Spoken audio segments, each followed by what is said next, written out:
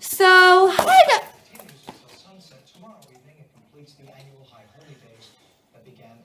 Okay. So, hi guys. So, I am so excited because this is the first reaction video of season 7, and I'm just like so thankful that hiatus is over and done with, and we don't have to worry about it anymore. And it's a beautiful time. It really is a beautiful time. Like, I can't even explain to you how much I've missed Castle and Beckett. Like, I just, oh my god, like this cute promo came out the other day, and like nobody really like talked about it. And then last night, like, I found it, like, my friend sent it to me, and I just died from cuteness because, like, Castle and Beckett are basically back, and, like, it's just, they're so cute, and I've missed them so much, and Castle and Beckett just, like, make me happy, and I'm just, like, I don't know, I'm just really happy that Castle is back, and everything is going back to normal, and life is good again. Like, oh my god, I'm so happy, and yeah, so I hope you guys had a really, really, really good summer and a not too terrible hiatus. This was my 4th hiatus. Technically, it's like my 3rd in the fandom, but my 4th one, even though my 4th one, it was kind of like I watched Knockout like a month later, and then I cried, and I was like, oh my fucking god, he just told her he loved her, and she just fucking like died in the grass. And and then I was like, okay, I'm hungry, I want some food. And I got some food, and then I forgot about it until like some random morning over the summer at like 4 a.m. And then I went on YouTube and I was like, Castle Season 4 sneak peeks. And I watched the sneak peek they showed at Comic-Con. And then I like convinced my mom all summer. I was like, you have to let me stay up on September 19th. You have to fucking let me stay up. I have to know if she lives. And then that's what started my Castle obsession. So, yeah. And it's really, really funny too because I had a Tumblr before I started watching Castle. And if you go in my archive and you go to like September 2012, 2000, whenever Rise was, I forget when it was. I think 2011.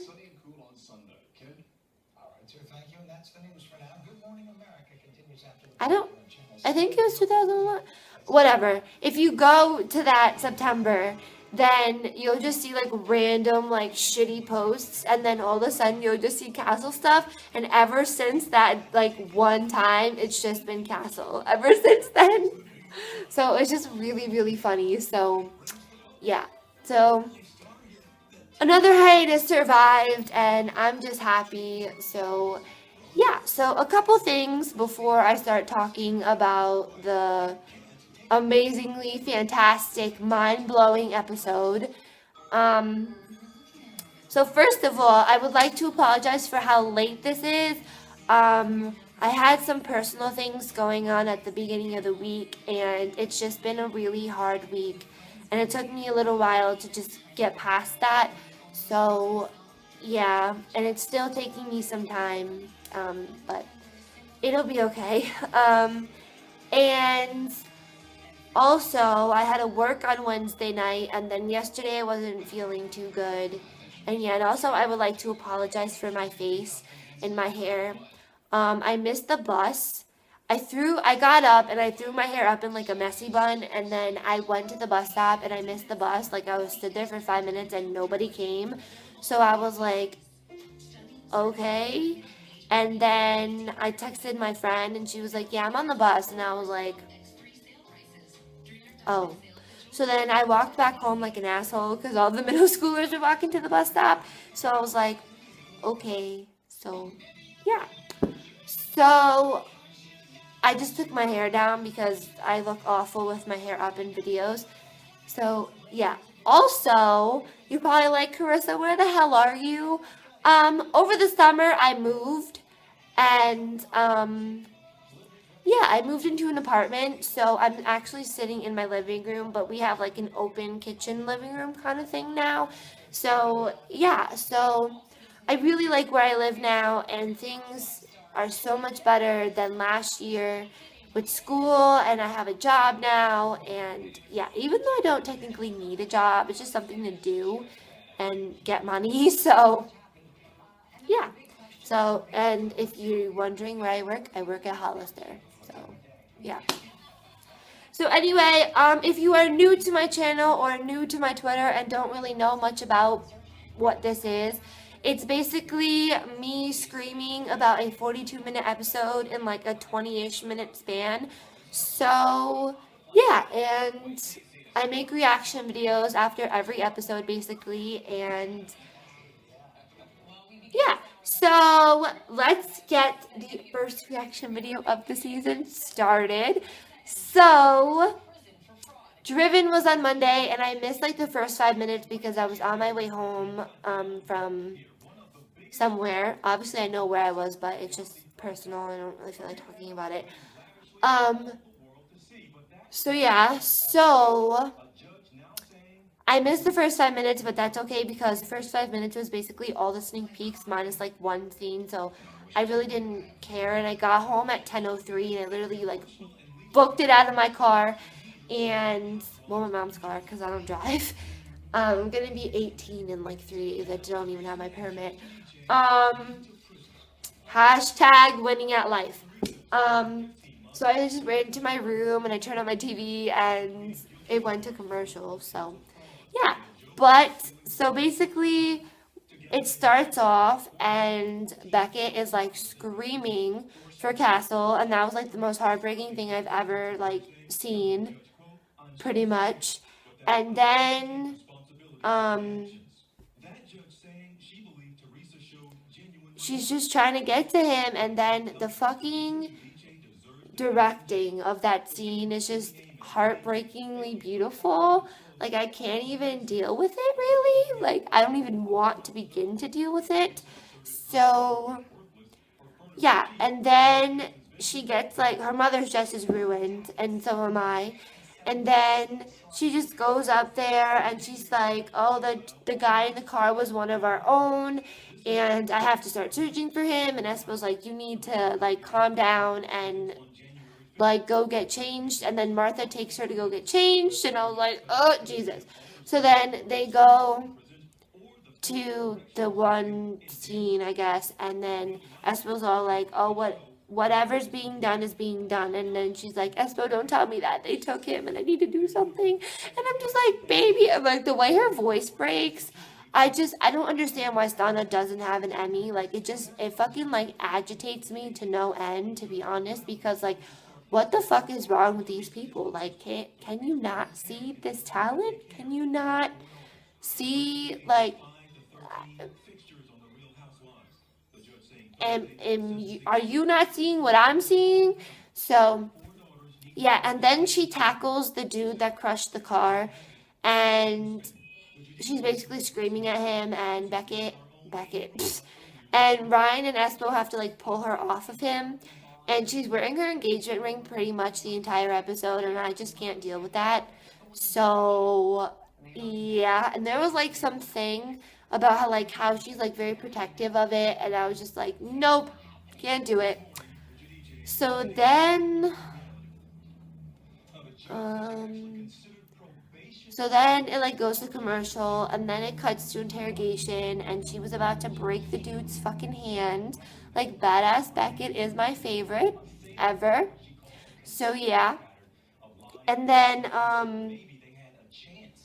she has to like brief this like FBI agent, and the FBI agent is a dickhead, like all FBI agents are. Only if you're like Agent Shaw, you're not a dickhead. So yeah, and he was on General Hospital, and for the life of me, I can't remember who he plays on General Hospital. I think I remember, but I haven't seen him on General Hospital in a really long time, so I really don't remember all that well. I think I don't. Whatever. So, yeah. So then she just keeps talking about, like, our wedding, and then she, like, talks to him again, and she's like, yes, for our honeymoon. And I was like, oh my god, like, you should be on your honeymoon right now. You should be Mrs. Castle right now. You should not be dealing with this shit. And then Espo brings her coffee, and she thinks it's Castle, and that was honestly the most heartbreaking thing I've ever had to see. Like, nobody is allowed to bring her coffee unless it is Castle. Sorry, like, that's just, like, against the law. And then they find some evidence. They talk to Vinny the Scar, and then they find some evidence of Castle, like, planting money in, like, a trash can, and it's, like, really him, and, like, she just gets really upset, and she goes and she cries, and I'm just like, baby, please don't cry, because you're gonna make me cry. And then, she goes and talks to his family, and she is just talking about, like, if he was under any pressure, or if he had, like, any misgivings about the wedding, and Martha's just like, he couldn't wait to be married to you, and I'm just like, oh my god. And honestly, like, my mom and my uncle's wife think that,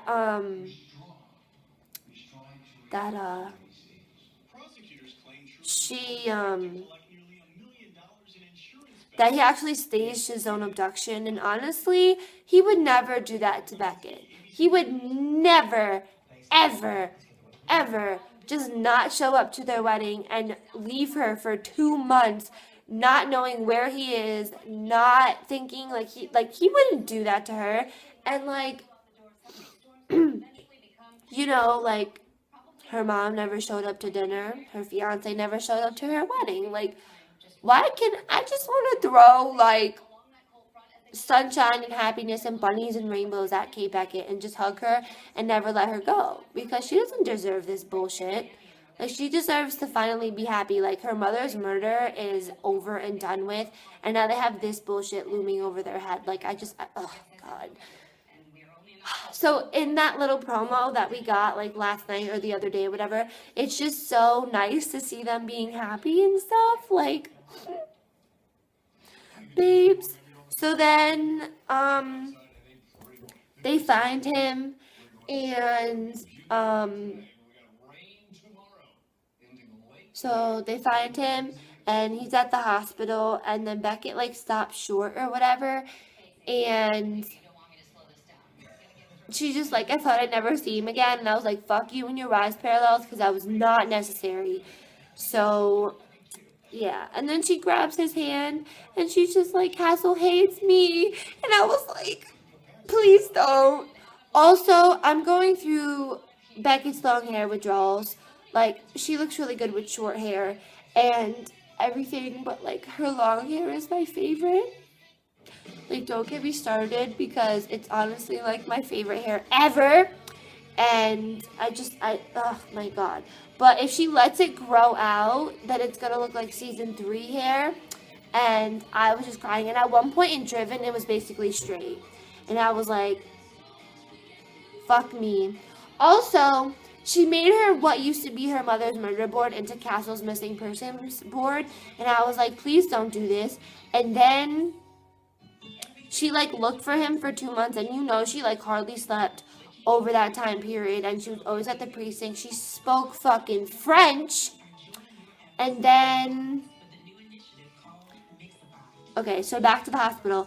Also at the hospital, her and Lainey hugged, and Lainey and Beckett's friendship is so important. So important. I need more Lainey and Beckett time, to be honest with you. And then, whatchamacallit? And then, Beckett asked Lainey to, like, take a look at him, just to, like, cause, you know. And then, the first person Castle asked for when he woke up was for her. Like, that was the first thing he asked for as soon as he, like, opened his eyeballs, and I was like, ah! So, yeah. And then they find, like, this tent with, like, his wedding clothes and a newspaper and food and his watch. So, basically, it looked like he staged his own abduction and he just, like, camped. And I'm like, Castle, you wouldn't fucking camp in a fucking ratchet tent like that? Are you joking? And then that, like, Jenkins guy or whatever, like, the younger version of him, or whoever that was, he looks so familiar to me, and I can't place where I've seen him, so I'm just like, fuck my life. And then, um, they go back to the hospital, and Beckett basically just like wants answers and stuff, and Castle doesn't remember the last 2 months, so he's just frustrated that he can't give her answers, and she's frustrated that, like, she's choosing not to believe the evidence and follow her heart. And I think deep down she honestly knows that he didn't honestly do this, but it's just hard to believe with all the evidence and stuff. But even I know that Castle wouldn't do something like that to her. Um, so my phone just randomly stopped recording, and I really don't know why, but anyway. Um, so yeah, so like I was saying, like, I don't know, she was just frustrated, and then she goes back, I think, again. Yeah, she goes back, and um, then he asks her to take him to where he supposedly pitched his tent, and she just looks at him like, and he's like, because I need answers, and so do you. And I'm just like, oh my god, he knows her so well. So then they go back to the tent, and apparently in the tent, like, all his DNA and fingerprints were there. And, like, honestly, Castle says something about how these people, whoever did this to him, have unlimited resources. And if that is true, then they can go to any lengths to try to make it look like he staged his own abduction. And they can get his DNA, and they can get his fingerprints and make it look like that. So I honestly believe that, whoever did this does have those unlimited resources, because there's no way you could have pulled something off like this if you didn't. So yeah. The lady that lives above us is so fucking annoying because she walks so fucking loud. It's like ridiculous. So then they go to where they pitched the tent, and Castle's like, yeah, no, I wouldn't have ever pitched a tent here. And because I have like a fear of tsunamis, and I would have went for higher land. And Beckett's like, are you joking? Like, you have a Hamptons house. And he's just like, yeah, on the inland side. And she's just like, oh, I can't, like, she just gets frustrated with him. And I just think she was just at the point where, like, she was just emotionally exhausted, and she just wanted, like, this whole thing to be over. So yeah, and then they go back to the precinct and talk about, how they're gonna figure it out. And then it cuts to the loft, and they're like making a toast or whatever, and he's just like, to my wonderful mother, my amazing daughter, and to the love of my life. And I was like, I'm going to vomit now. And then it cuts to the bedroom, and they're both in bathrobes, and he just goes on to be like, to say how, like, he feels like yesterday he wore his watch, and how, like, last night they slept in this bed, and it must feel like a lifetime ago for Beckett. And Beckett's just like, we'll find out what happened. And then he asks her how she didn't lose hope, and she just tells him she developed some rituals that, like, she used to stare at his picture on the murder board, and she hoped that just staring at it long enough would keep him alive. And then the whole thing with his chair, she almost fucking shot somebody with his chair. She would not let anyone touch it. And I can't. I can't even deal with that either.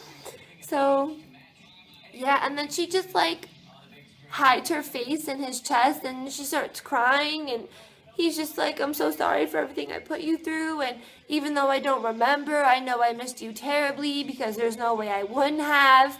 And she's just like, well, you went through stuff too. And he's just like, we can't just pick up where we left off. And she's just like, no. And then he's just like, we'll get there, we'll find our way home. And I was just like, oh my god, like, I can't, my babies just look so sad. So yeah, so that was pretty much Driven, and it was an amazing premiere.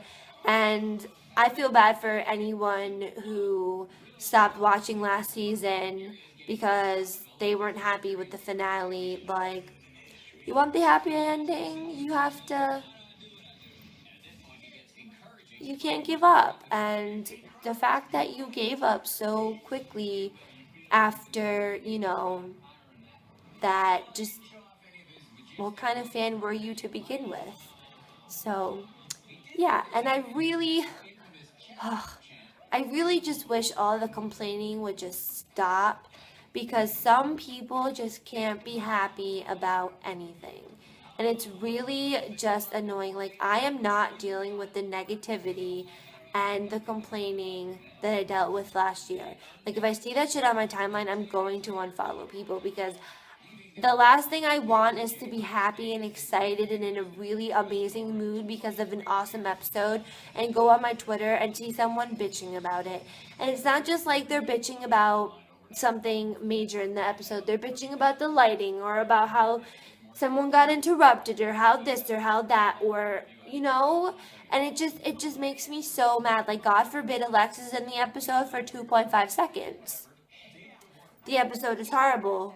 So it just, when people act like that, it just makes me so fucking angry, and I just wish they would shut the fuck up and stop watching. Because honestly, if you're gonna be that person, just stop. Just save us all the trouble and just stop watching. And also, I feel like the Castle fandom is not even a fandom anymore, because everyone in the Castle fandom just started watching Once Upon a Time, and that's all everyone cares about anymore. Like, I cannot stand Once Upon a Time just for the simple fact that it's always on my timeline and it's everywhere I fucking go. And it's annoying because I don't watch it and I have no interest in it, and yet it's everywhere. Like, the show I do have an interest in is nowhere, but the show I don't is everywhere. And that just pisses me the fuck off. And it pisses me the fuck off too because I followed you for Castle and now you're not even tweeting about Castle. So, yeah. So, my birthday is on Monday. My 18th birthday is on Monday. And I'm honestly so excited because of Castle. Like, I've waited so long for my birthday to be on a Castle Monday. And it's on a Castle Monday this year. So I'm just like, and I get casket cuddles on my birthday. Like, God bless. You know what I mean? Just God bless. So, yeah. So, I'm really excited. And I really hope that the 2 scenes in that promo that we got like last night or whatever is in episode 2. So I can just die. And Andrew Marlowe wrote episode 2, so I'm not gonna make it. So, yeah. So, I have a theory, and my theory is that they get married in episode 6, because in the Western episode on the call sheet it said C and B talk about being newlyweds, and the castles receive a gift, a honeymoon, and I'm just like, oh my God, like, I can't even deal with that. Like, I want them to be husband and wife so fucking bad. I want a Christmas episode this season, because they're gonna be husband and wife by Christmas now, and I basically just like need a Christmas episode before I die. So, yeah, like another Christmas episode with like them as husband and wife and making new traditions and everything like that. So episode 6 is an AU episode, so I believe it's the wedding episode, because it's their wedding day and like they're getting ready, or they're talking to someone, and the question comes up of, what if we never met? What would our lives be like? Would we still have found each other? Like, would I have solved my mother's murder? Like, would I have, you know what I mean? So I'm thinking that that's why that question comes up, because they are getting married. So yeah, I could be totally wrong. They could get married in episode 5 and then ask that question in episode 6. But, Terry wrote episode 6, so it just, yeah. And their vows are basically going to end my entire life. And I'm not ready. So, yeah. So, oh, yeah. And that freaking interview, or that on-set thing with, like, Nathan is mostly in it, and it shows some, like, Afsana and stuff. But Nathan is wearing a wedding band. A wedding band. And I'm just like, you know what? You need to stop. Because oh my God, I can't handle that. So yeah, so that is about it. And I'm just so excited that Castle is back. Castle just makes me so happy, and thank God hiatus is over. Just God bless. So yeah. So I love you all, and I hope you guys had a fabulous week, and you really enjoyed Driven as much as I did, and it's gonna be one amazing ride this season, and I am ready. So yeah, so it's 8 o'clock in the morning, and I am hella tired, so I'm thinking I'm gonna go back to sleep now. So yeah, so thank you guys so much for watching, and I love you all, each and every single one of you that sit there and watch this entire video and listen to me yell and talk about Castle for 20 minutes. I love you. So yeah, so that is about it, and I will see you next week. So yeah, bye guys.